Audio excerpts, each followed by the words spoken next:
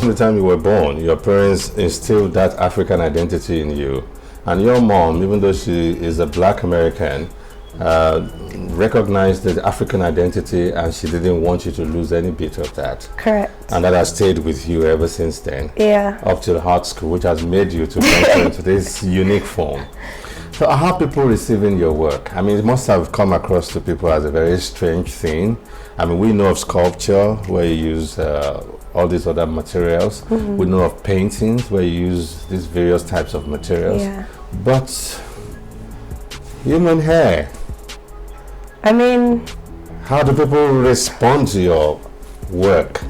It depends on like how they're entering it, whether they're entering it for me trying to like partner with like, for say, a barbershop. Okay. So with a material human hair, you have to interact with some human that's going to be willing to donate their hair for the work. So I go to barbershops and I often have to explain kind of the concepts, the thinking behind the work. You know, our hair is so much a part of our identity. As you know, here in Nigeria and in parts of Africa on the diaspora, it's a part of our politics even. It's a part of our history as people, and it carries history because it is DNA. So through this material, I'm able to kind of deal with the social aspects, the political aspects, the historical aspects of who we are as people through a strand of hair. So like when I get to kind of unpacking all that's going into the work, usually people are very receptive. And then also, like, not only did I see us not being represented in the canon of art history, we're often underrepresented in institutions that exhibit art. You know, we're underrepresented in in museums, in galleries, in art fairs.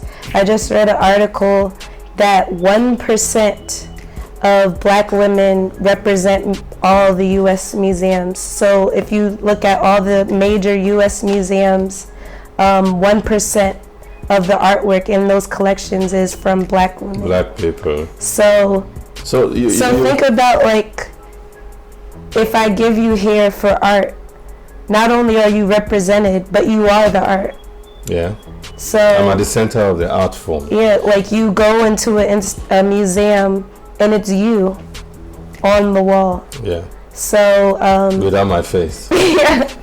But your DNA, your story, your body lies in that single strand of hair. Yeah. So there's so much data in that single strand of hair, and we're not even conscious of it. We throw our hair away every time without realizing that there's so much historical data, scientific data, biological data, genetic, and even spiritual in a strand of hair.